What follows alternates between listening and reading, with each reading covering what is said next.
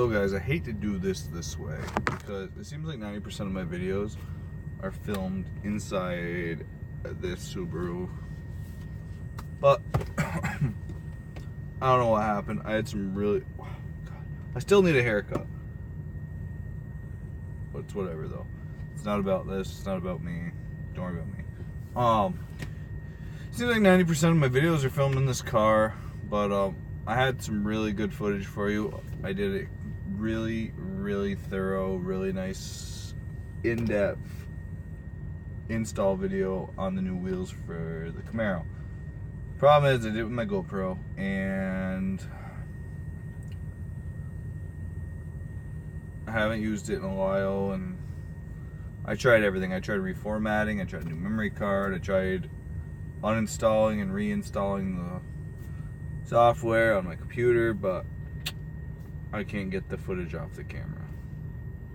Every time I hook it up to the computer, it says that it's corrupted, but I can watch through the whole video on the GoPro.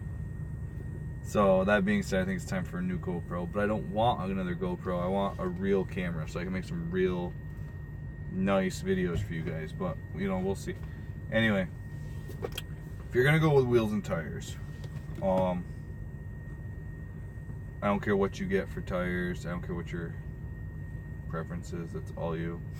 But I would definitely recommend going with an 11-inch wide wheel and 315s on the back, because the fitment is so good, guys. I mean, I can get my hand all the way around the tire, install in the car with no rubbing issues. I have, you know, probably 2.5, 3 fingers stacked high between the inner wheel well and the wheel tire setup. So it's perfect. It's nice and flush with quarter panels.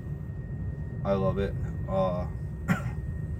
That being said, we're gonna have some more videos of Beatrice, that's the Camaro's name if you haven't watched me before, coming up, because I finally got it in the shop,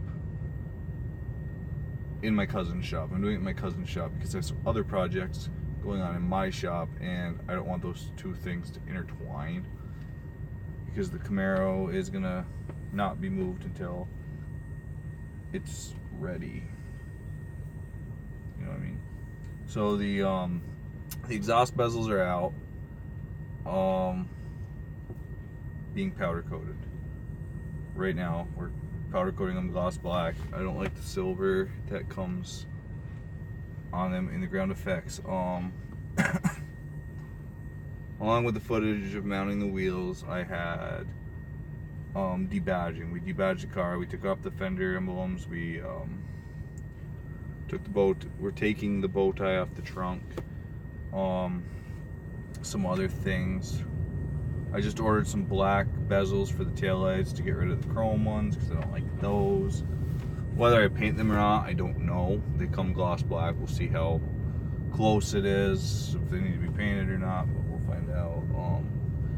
Yeah, that's that. But I'm gonna put some videos, or some pictures, I'm sorry, that I did take with my phone of the Camaro with the wheels on. They're not very good pictures, but I'm gonna put them on now.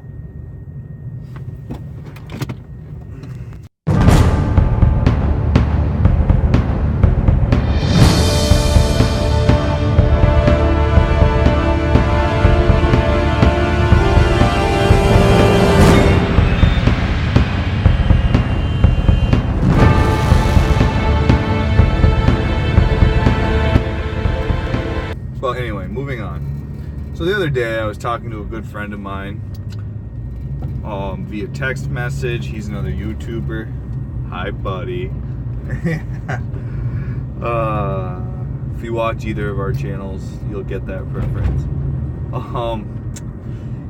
Yep, we got in the blah blah blah. Somehow we talk about a bunch of random stuff, guys. So I'll hit him up, ask him how his day's going. He'll ask me the same thing, and one thing leads to another, and we end up having a full-blown conversation. It usually happens. Well, we got on the subject of vehicles that I've owned, vehicles we thought were cool, and the hairstyles that we had to go along with them for whatever reason. I guess probably because I'm always talking about how I need a haircut and how horrible my hair looks, but whatever. I got the Elvis Presley, John Travolta grease thing going on right now, and whatever. Just check it out with a cigarette. Greased lightning, baby. Yup. And it's snowing again here in New York. But anyway, I'm gonna post some pictures of vehicles that I had when I was in high school. Unfortunately, I cannot recover any internet-based and or pictures that aren't printed of my favorite car when I had in high school. My very first couple cars that I had that I really liked. We're gonna get on this, and I want to know what everybody else's very first car was, and I don't want any crap. So my very first car is embarrassing, and I actually didn't share this one with him. These are talking about cars that we had in high school, okay? Was a 1987 Nissan Pulsar NX. It's awful. I'm gonna try to find a picture somewhere on the internet to post of what it looked like. I bought this car when I was 14 years old. I had another car at that time that I was building, but I knew it wasn't gonna be ready. And long story short, I worked on this thing, got ready for almost 2 years for me to drive it, and it was still a turd when I got it done. I started driving it in the winter time because I turned 16 in January. And the first trip out, I figured out that the rear struts were wasted, and somehow they managed to get water inside of them, and they froze solid. Oh my God, you hit a pothole and it would bounce the back tires off the ground. It was awful, but it had T-tops and everything else. It was a turd, to say the least. But that car lasted about a week and a half maybe. I wrecked it. It was yup, 16 years old and dumb. There'll be a quiz later, you know, one of those deals. But yup. And then my replacement vehicle for that, which I thought was a really awesome car, which I ended up putting 3 motors in because I kept blowing them up, was a 1986 Chevy Cavalier Z28 hatchback. Yeah, it was silver with the black racing stripes over the hood and the black Z28 ground effects and a bright red interior. 2.8 liter V6 with a 3-speed automatic, and man, that thing would boogie. I was I was in high school when we were dumb, but I was smoking 305 Camaros and Firebirds all day long with that old biatch, you know, until it would spin a bearing every other time. Go 2.8, you know, that was one of Chevy's major fail motors. But anyway, we sold that, and then finally I got my Firebird done, which was my absolute, till this day, favorite vehicles I've ever owned. That was an 87 Firebird Formula, black on black, T-top, gorgeous car, beautiful car. My dad and I built it. I bought it when I was 14 years old with a little bit of help from him. And I saved all my money washing dishes and pumping gas at a gas station. I built a 4-bolt main 350 that I had punched 40 over. I put a Crane Cams Energizer kit in it with a 272 lift and a 454 duration. We slammed the 305, the high output heads back on it with 194 valves and the 65cc chamber. She was a compression monster, and that's not counting all the bolt-ons either. But that car would fly. It was 700R4 automatic with a B&M shift improver kit, 373 posi. We did subframe connectors. We did all kinds of crap with this car. Guys, that car was a weapon. I look back now and I think my dad was trying to get rid of me, allowing me to build that car. I think that was his, like, I'm sick of you being around, so I'm going to give you this car, and I think it's probably going to kill you. No, but seriously. And that car survived. I never wrecked it. Nothing bad ever happened to it. I kept it for a long, long time. I finally got rid of it probably 3 years ago because it was sitting in my storage unit and it hadn't been moved, and I had a friend who really wanted it, and I sold it to him, and life goes on. My next one, which I'm going to post a picture of because I have it, was a silver, or no, I'm sorry, that wasn't the next one. We're going to skip a few because they really didn't matter. They were just placeholders and winter beaters and stuff, so I'd have to drive the Firebird in the snow. They weren't anything special. Mostly they were junk Subarus like the one I'm in right now, because for some reason I love junk Subarus. I'm drawn to them. But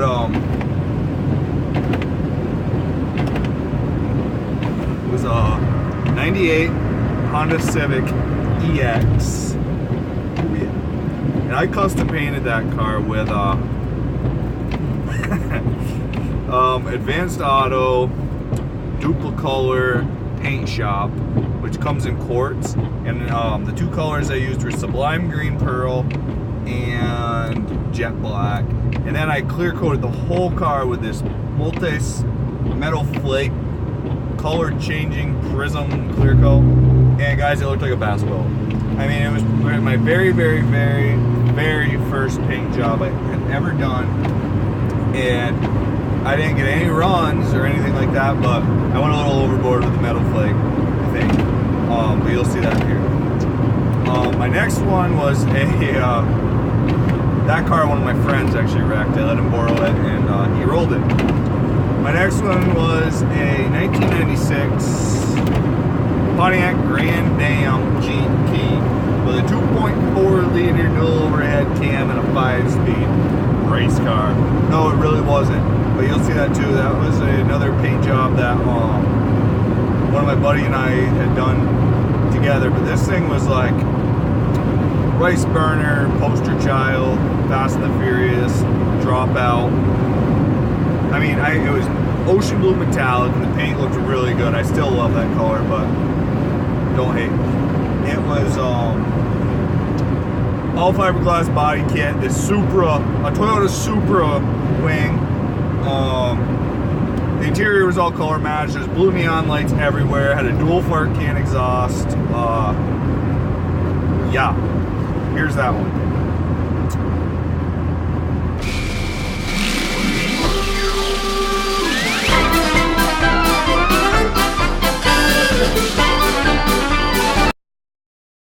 Nice, right? Okay, so moving on. The high school I went to, in order to get out of high school, we had to do a senior project. A project that would take all year long. And we had to do a senior paper to go along with it, but the paper wasn't allowed to be the exact same subject. So long story short, I wrote my senior paper on rotary motors because I thought they were really cool, and one of my best friends at the time, his dad had this thing for the old RX-7s, so he had a ton of the old rotary motors laying around, and I would tinker on them, we would take them apart, and I learned a lot, enough to write a 2,000 word paper on, which was like for me pulling teeth, because I hated school, I hated anything to do with it.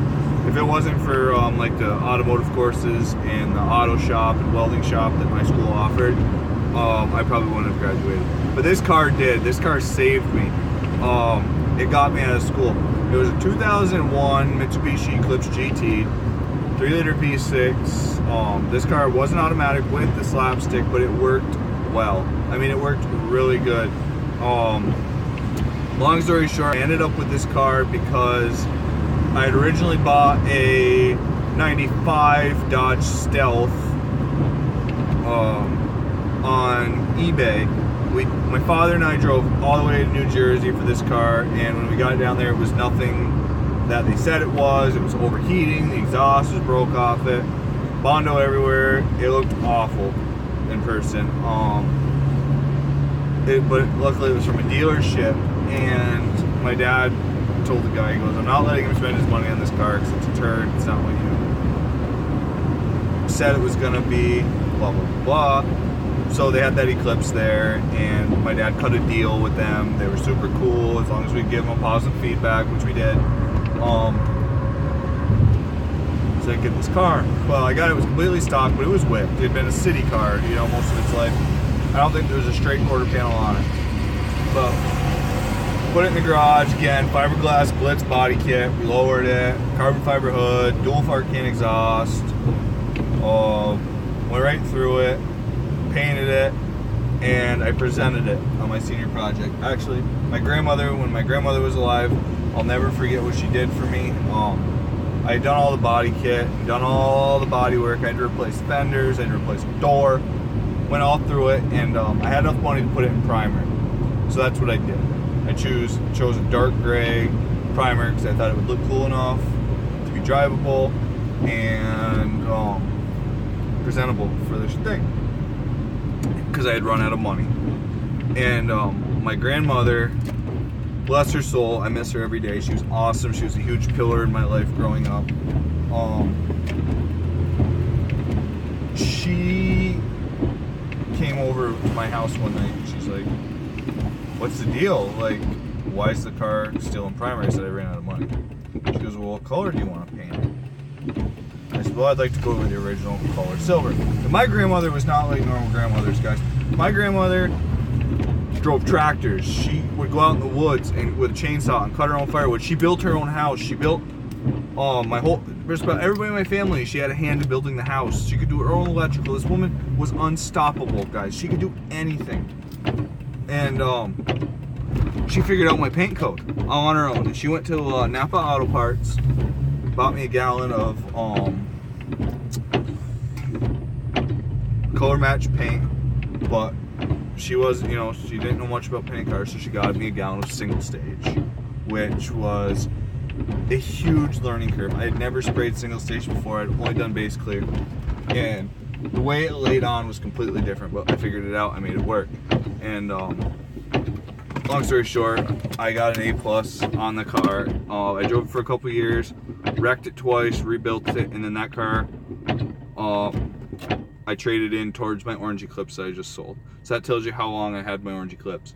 But I'll post a picture of that now, and thank you. I just realized that I didn't cut in the video, and my editing skills aren't that good, so I couldn't put the picture of the Civic in when I told you I was gonna, so I put it in before the Grand Am. Hopefully you'll pick up on that.